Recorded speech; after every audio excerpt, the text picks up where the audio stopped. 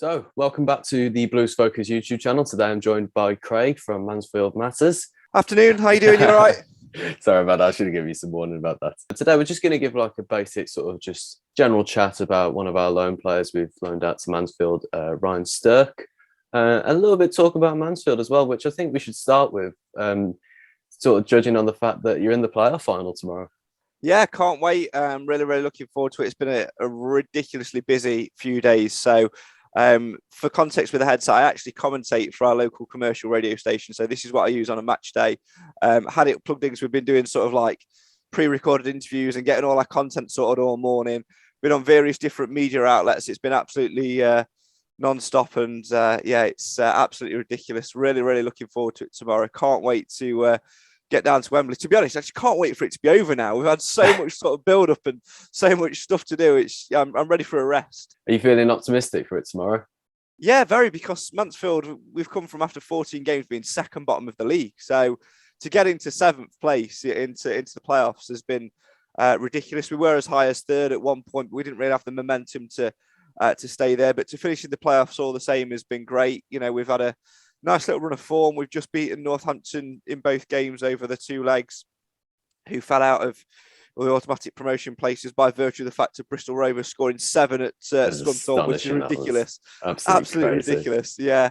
So, you know, they're licking their wounds a little bit. So we're on a bit of a high. And Port Vale are a similar side who we play tomorrow. You know, they're a side that have been up there. They've got some good players, play some good football, but there's an expectancy on them to go and get promoted. And ironically, it's the same expectancy which was on Mansfield 3 years ago when their now director of football, David Flitcroft, was Mansfield manager.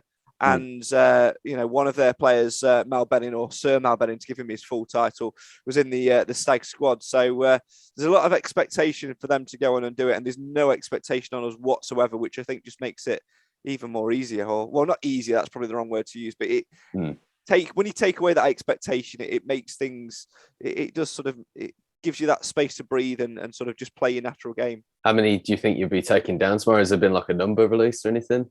As of 11 a.m. Friday morning, there was 16,500 sold. Wow. I would probably put money on it being at least another 1,000 on top of that, you know, the last minute tickets. But the problem is, so I'm reliably informed, tickets actually go off sale at 5 p.m. tonight. So, which is a bit of a weird one. I think had they sort of, you know, let them go on till 8 p.m. or, you know, even 10 a.m. tomorrow morning, I think there might have been a few more, but 16.5 as of 11 o'clock Friday morning. And, you know, Port Vale got similar numbers as well. So it's going to be a really good atmosphere. Well, all good luck for you tomorrow. Sort of talking on Ryan Woods, that's our player, Ryan Stirk, in terms of how he's technically also your player. Yeah, though he is. Yes. What were your first impressions when he first got loaned out to you? Well, Stirky, first and foremost, a great lad, really good laugh, good lad around the dressing room. But when he first came in, I think a lot of people, myself included, sort of said he's all right to bring off the bench for half an hour. He's got a little bit about him to come on and sort of see a game out. But as the season's gone on, he's turned into a really, you know, key player for us in midfield. He knows how to pick a pass, and we call him Fagan because he knows how to pick a pocket. He reads the game really well in midfield. Brilliant. I love that. Steals the ball really well, and he can play passes which nobody else sees, which is great. He's not started the last 4 or 5 games for us, and whether Nigel Clough picked him to start or not tomorrow I think will be interesting to see. But I certainly think he'll play some part, at least coming off the bench. But overall, a really good young player for us. And to be honest, regardless of what league we're in next season, I'd love to have him again for at least another 6 months. Do you think he will start tomorrow? I don't think he'll start now. Just looking at the way that Nigel Clough has set up over the last couple of games, he's brought George Maris back in, who's got a little bit more experience than Stirk, especially when it comes to promotions and things like that. John Joe O'Toole, obviously a very experienced player for us, played in midfield at Northampton in the second leg to sort of combat Northampton's attacks they had to throw everything at us. And it worked really well. So I can see him potentially staying there as well. And you've got Stephen Quinn, who you can't move from the starting lineup. You know, he's about 45 now. He's not in his early 30s, but he's been around. He's one of the most experienced player in the squad, and he's the first name on the team sheet. But No, I don't think Stirk will start, but I wouldn't be disappointed if he did start, because he's a player who can add real quality. I just don't think the way that Mansfield have set up last 4 or 5 games or so suggests that he will. I think he'll play his part from the bench, but it'll be a big part. Do you have many experienced players in We've this got a real, squad?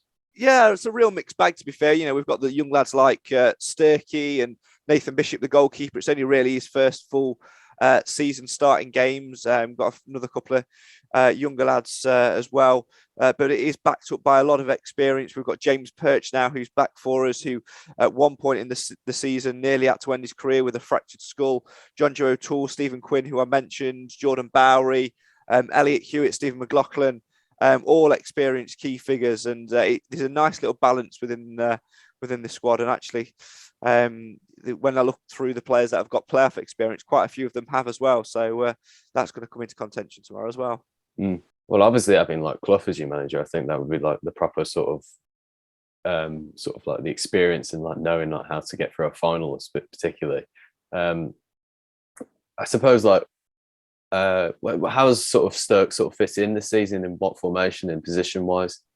He's been box to box midfielder. Formation wise, we've sort of mixed it up as the campaign's gone on. We've tended to play with a diamond a lot of the time, where he's sat sort of in the middle of that diamond, more on the left hand side. Gets up and down the wing if he can, but mainly sort of in the middle of the park, almost sat in the front of the back four. Like I said earlier, he picks pockets, he sees where passes are. He's the real engine room for us. So he just sort of makes things happen. Has there been like some sort of standout games that he's been in this season, which he's really shone through? Because he has played quite a fair few this season. Yeah, he has. He's like I said, he's really grown into the campaign. But he's one of those players that does a lot of the unseen work. You get players who think, well, people who are watching the stands are thinking, well, he's not done much. He's not contributed much. But you look at the amount of possession he's won back, the turnover in the balls he plays through midfield and things like that. He really does sort of impact in that way. Scored a couple of goals for us, one of which Scunthorpe away, where he sort of picked up in midfield, drove forward and drove on in from the edge of the box. But mainly he's been the sort of player to, knock a little sly pass to the left or right and just start things ticking over. He's not a headline grabber. He's a story maker. That's a good way to look at it. Yeah, like a cog in like a clock or something, just sort of gets the things rolling and everything. Yeah, absolutely. And I think it suits his game really well. He's learned quite a lot off Stephen Quinn, to be fair as well. Very similar position to him. At one point in the season, they were sort of rotating between the two of who would play in that position as well. But Quinny sort of taken Stirky under his wing and taught him a few tricks of the trade. And sort of Stirk's game allows others to thrive. Like I said, he'll read a pass and he'll just knock it off, and he'll create that little pocket of space for somebody to run into, or he'll draw a defender out to try and press and open up the game. So he's sort of learning as he goes. And like I said at the top of the show, when he first came in at the start of the season, he was very much a good player to bring on for the last 10-15 minutes. But towards the middle of the campaign, when we went on that excellent run of form, he was a real mainstay in there and a real key player in that. Has Stephen Quinn been like his sort of mentor throughout this season? Yeah, Stephen Quinn's everybody's mentor. Absolutely, he is. Yeah, he's taken him under his wing. Like I said, he's sort of passed on his experience and said, right, can you do this with your game? Can you do that? I mean, a lot of young players now want to play a certain way. They want to get the ball forward as quickly as they can. They want to try and take a person on. Ryan Stirk's not necessarily been about that as he's progressed for Mansfield. Like I said, he'll read the game well. He'll step in front of a player. He'll rob a pocket. He'll get stuck in the tackle. And I think a lot of that comes from Quinn's influence of being able to be that player in the midfield that turns the game over for you. If you've got somebody sat in front of your back four doing that, it allows your fullbacks to push, and it allows your front two to make runs in behind. And that's been key to how Mansfield attack. Has it been like a bit of an up and down season, or has it been quite consistent in terms of this season? Has it been, I don't know, how's the season been for you? Mansfield season has been a roller coaster, to use a footballing cliche. We started off really well, a couple of wins in the opening couple of games. Then we conceded the penalty in the 90th minute at Colchester in the third game, and our luck seemed to turn. We went on a horrendous run of 14 games in all competitions without a win. And at one point, after 14 games in League Two, we were actually second from bottom. Yeah. And at that point, we're thinking, Christ, we're going to, having to fight to try and stay up here and secure survival. But no, in the end, it's we've sort of got a few players back from injuries and suspensions and pushed on. That's been the key, really. Has it been like an overachievement this season? Has it been within sort of has it been like a sort of target met almost this season by finishing in the playoffs? I think it's been an overachievement. Nigel Clough has said, he said at the start of the campaign, we're going to try and win promotion. He emphasised on the try. If it doesn't happen this year, we'll give it a good go next year. It's all about, building and strong foundations. You don't get anywhere by turning, managers over left, right and centre. We would know, yeah. Yeah, and Mansfield have been guilty of that themselves in the past couple of seasons. Nigel Clough's come in and, really turned things round. The ambition, I'm sure, would have been to get into the top 7, which we've achieved. Whether or not that includes getting promotion from that or not, I don't think we'll ever know, because Mansfield have been bitten by saying, this year we've got to go and get promotion and have not done it. They fell out on the final day 3 seasons ago, lost 1-0 at MK Dons, where all they needed was a draw in the last 3 games, didn't do it. Lost then in the playoffs on penalties in the semi-final. And then the manager got sacked straight after. Ironically, he's now director of football at Port Vale. But this season's been about building, really, and sort of trying to get something for the future. We're probably 6 months ahead of where we want to be. If it ends up in League One, then great. If it doesn't, then do you know what? Next season will be interesting to see, because we'll have an anger about us, and that's always a dangerous thing. Yeah. No, I completely agree. If you do get promoted tomorrow afternoon, what are like plans for next season if you do end up in League One? Nigel Clough keeps his cards close to his chest, but he basically says we've not got any plans. We plan on where we are. We can't look too far ahead because the season's not finished yet. And I really like that about him as a manager, because you see teams in sort of January time, don't you, who were maybe 4th, 5th, and going, right, well, let's bring in this player for League One next year, and then they fall out. You've got to concentrate on what's in front of you. Nigel Clough knows that. He gets the players really well drilled. He gets them thinking. He gets them focused on game by game. He doesn't look at things in groups of 4 or 5 and saying, right, can we get 12 points from 15 or whatever? One game at a time. Build and build and build. And that's still what it's about. Behind the scenes, of course, there'll be plans afoot for either division, but we'll look at next season when it is next season, because at the moment it's this season. Yeah, I like that attitude. It's like, don't fix what ain't broke, almost. I think with Clough, obviously, because he's sort of Brian Clough, of course. It's like there's obviously like a bit of an expectancy with him. But how has he been with the fans? Because like those sort of managers, they can rub off with some fans sometimes. So has he been like really with the fans? Is he on the game, on the pitch? Yeah, I mean, there's 2 things to point out here. Obviously, he's got this reputation of being Brian Clough's son, but he's not. He's of course he is DNA wise, mate, but he's not. He's Nigel Clough, who's built up his own managerial career off his own back. What he did at Burton, phenomenal. Year after year after year of building. Wherever he's been, he's had, in success in some ways. You look at, Derby, goes in there, clears the wage budget and gets them financially stable. Does the same at Sheffield United and actually lays the foundations for what was then to come in terms of their progression back up to the top, back up to the Premier League. Similar with Burton again, when he went back a second time round, kept them afloat, kept them established, and sort of reinvigorated them. And you can see that he's doing that now. And that's him. That's nothing to do with who his dad is. That's his work and his methods, and the way his makeup is in terms of his footballing DNA. In terms of the fans, he's great with the fans. He loves them. He praises them a lot. What he's managed to do is do something which other managers haven't done. In fact, I'll put it to you. We've never met before this, so it'd be interesting to gauge your real reaction. You've not won in 14 games in all competitions. You've brought in players after players after players in the summer. Yeah. You're calling for that manager to probably get sacked, aren't you? Yeah, probably. Yeah, at the time, it's like when you judge things in like, obviously in hindsight, in things sometimes you can't really tell, but in the moment you probably would say, yeah, he's probably got to go.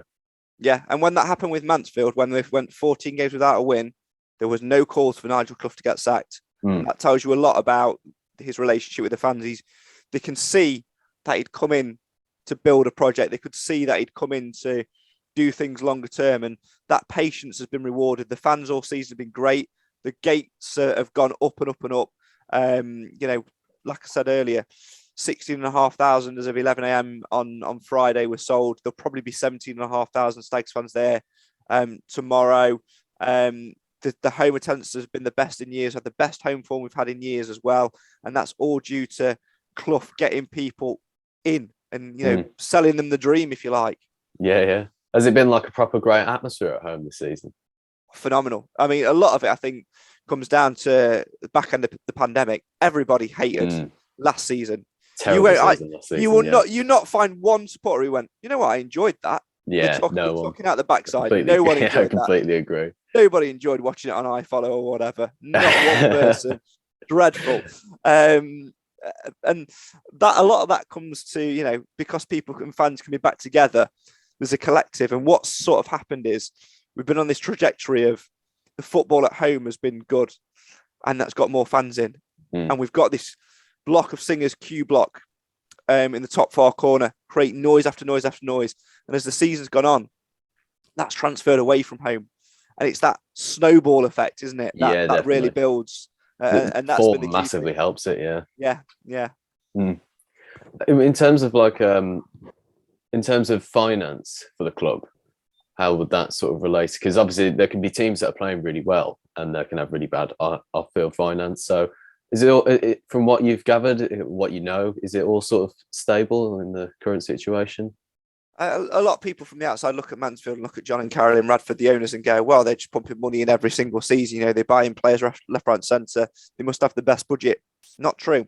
We've now got a lesser wage budget now than what we had 2 seasons ago under Graham Cochran and John Dempster. Excuse me a second. Sorry, I'm just coming back from having a really sore throat and talking. I've been awful recently for all sorts of colds and stuff.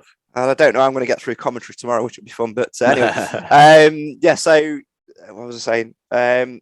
John and Carolyn, the owners, they have put money in over the years, but we've reduced our wage budget tremendously over the last 18 months or so, mainly due to the pandemic a little bit. But that's been Nigel Clough's job. So we're in a better place financially.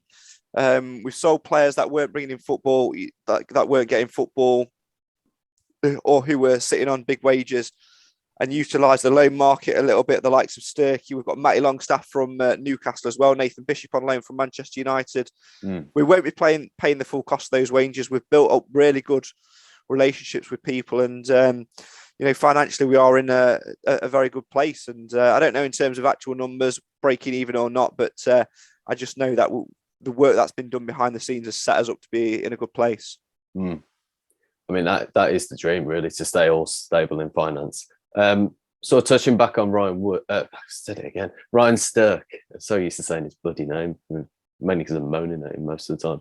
But Ryan Stirk, you sort of touched on his qualities and his traits that he has. Has he shown in some of the games, some where his potential weaknesses could be? Maybe at the start, maybe just physicality a little bit. He's a young player, and that comes with that. But the way he plays his game, he doesn't give passes away too often. Doesn't go chasing.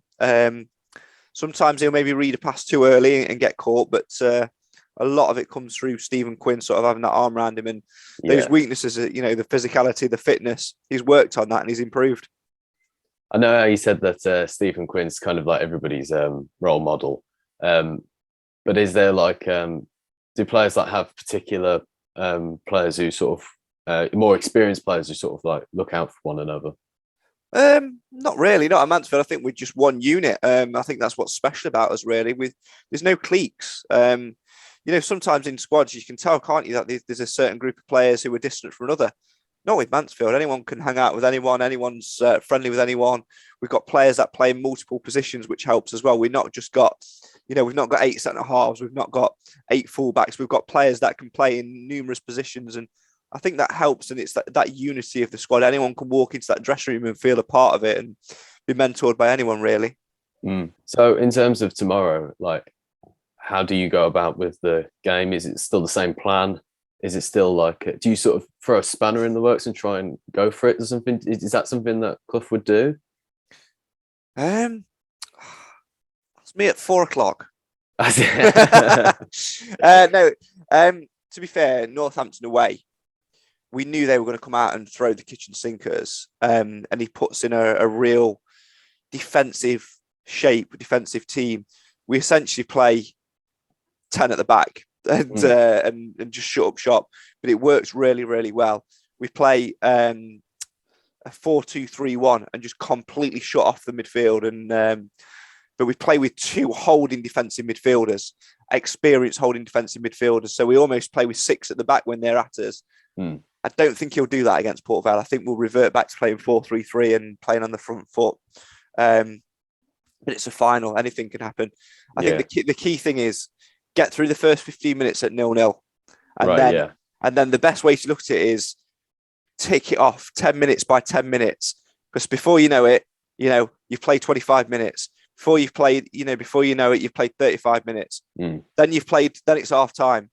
And then as the second half goes on, if you can try and nick a goal in between that period, and you're just counting it down, you're seeing it out rather than looking at, we've got another 60 minutes to go. No, we've got another 5 minutes to go to get to this point, and then we revert to this plan. And it worked beautifully in the second leg at Northampton. Whether or not it work at Wembley is another thing, but anything can happen. It's a final. It's any rules about planning and preparation sort of go out the window a little bit, don't they? We'll have our set plans on how we set up from set pieces, how we want to play, but who knows? Who knows? I think with it being a one-off, like a final, like it is, you can take it into those 10-minute markers, like you're saying there, which I think is like a good strategy. Like, because if you did go a goal up early tomorrow, like if you like literally scored in the first 2 minutes of the games, like how would you go about with that? How would Clough sort of think about doing with that? He'd be screaming 0-0. No. Or he'd be screaming, we're 1-0 down, lads. We play with a negative mentality in a positive way, and that might seem strange to hear. I kind of get what you're saying. Yeah, it's that thing of if you 1-0 up, you've got an arrogance about you. You 1-0 up in the 70th minute, you start knocking it around the midfield. You start making sloppy mistakes, which you don't need to be making. Whereas if you put the mindset in of it's 0-0 or you're 1-0 down, you move the ball quicker. You move the ball quicker. You don't give the ball away. You take more care on the ball. You try more. You put the effort in. You don't switch off. And we went into that second leg at Northampton. We were leading 2-1 aggregate from the first leg, so 1-0 technically. We went into that game thinking that we were 1-0 down. We went into that game thinking that we had to chase the game. The first important thing was to shut up shop and not let them have a sniff and just be patient. We got our opportunity in something like the just after the half-hour mark, we went and scored, and that gave us a buffer zone of sort of 2 goals. They then had to, come out and score twice to take it to extra time, and we then, ticked off the time. It's just about being patient, but having that negative positivity just helps you, I think, over the line and manage big occasions. And I think we've got enough players in our dressing room that have really brought into that mindset. Yeah, I like the whole idea of the sort of the season that's gone on. Really, it sounds like really attractive sort of football that's been laid out at the club. In the podcast I've just done with RochdaleAFC.com, they obviously they're a League Two side as well. Sort of like the physicality of those leagues. Like, what is it like? How do you sort of deal with it? It is a little bit rough and ready. I think the key thing to remember, it's League Two for a reason. These players are playing League Two for a reason. They're not coming here with star quality and having the most crisp finishes and the slickest of passes. They're at this level for a reason, and as a result of that, the football is that way. Some teams are quite physical. Some teams like to rough it up. Other teams like to get on the ball and play a little bit. And it really depends, where you find yourself. I mean, prime example, Forest Green Rovers wouldn't have expected to go to Barrow and get absolutely battered. What was it, 3-4-0?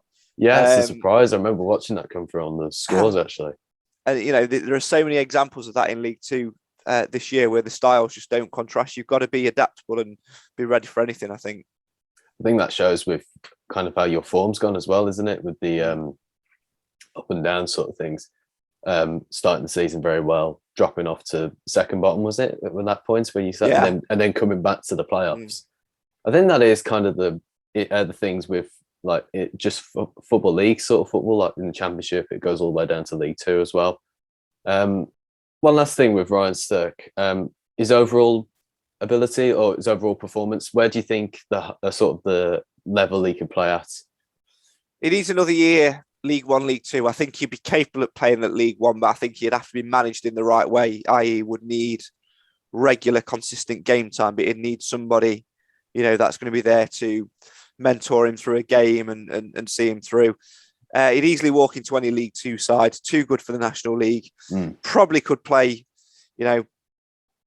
Championship, top flight, but it's all about game time now, and his development needs to be a little bit more bulky, needs to be a bit more physical. But he's a very good technical player, and you can certainly see some potential in him. I'd like to have him again next season. That was one of the questions we're in. Yeah. So would you take him back and would he still fit the team if you brought him back?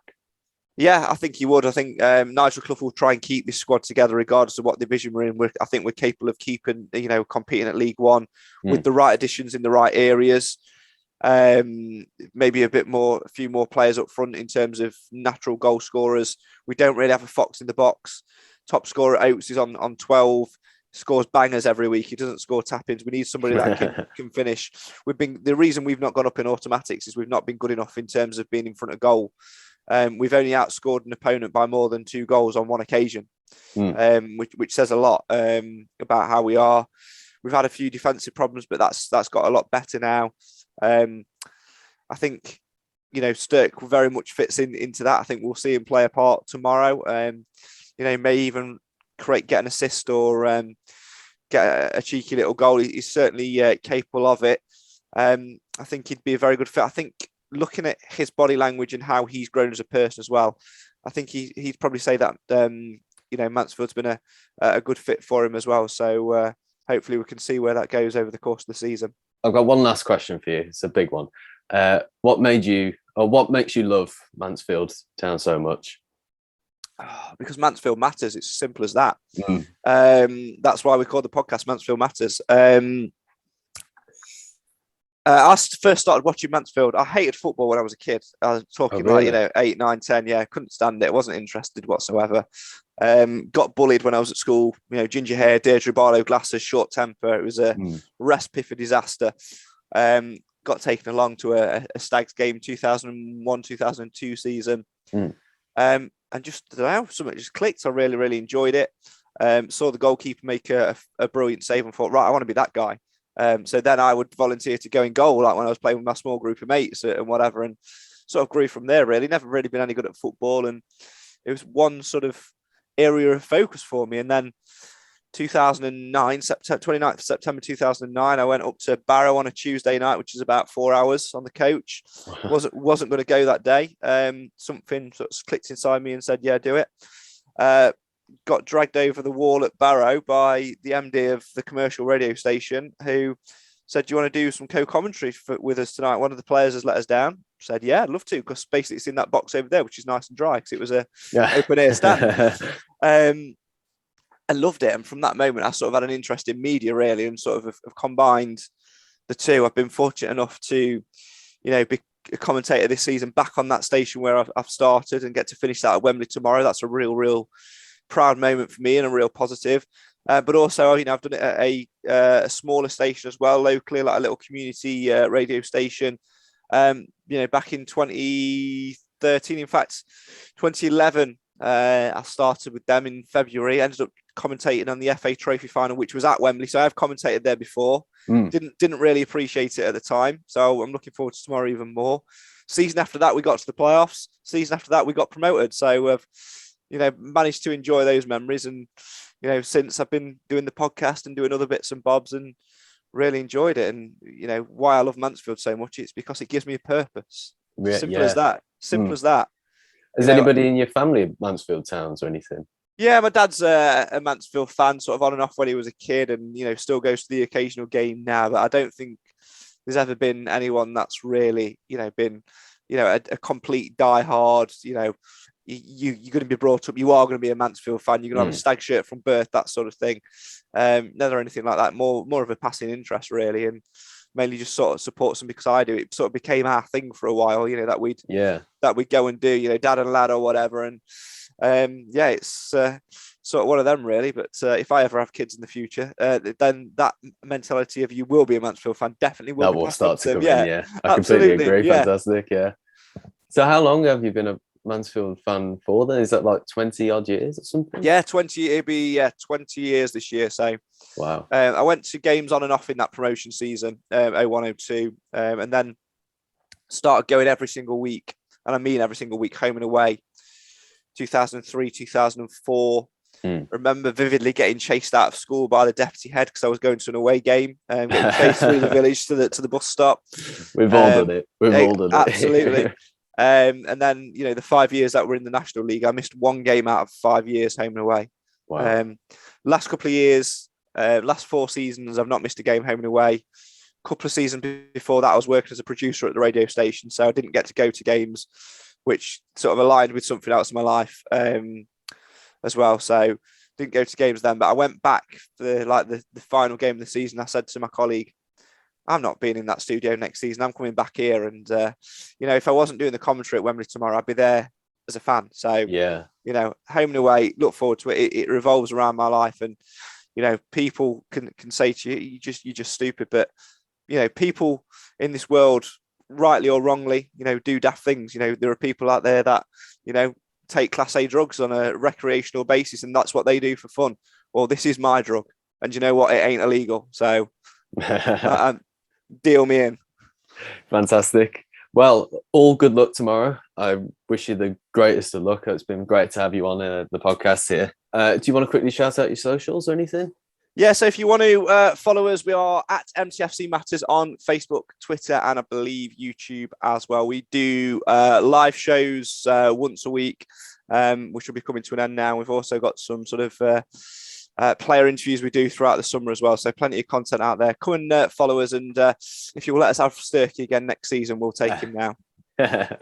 We'll leave all the social links in the description down below this video. Massive thank you to Craig. Thank you for coming on. It's been a pleasure. And thank you for watching, and keep right on.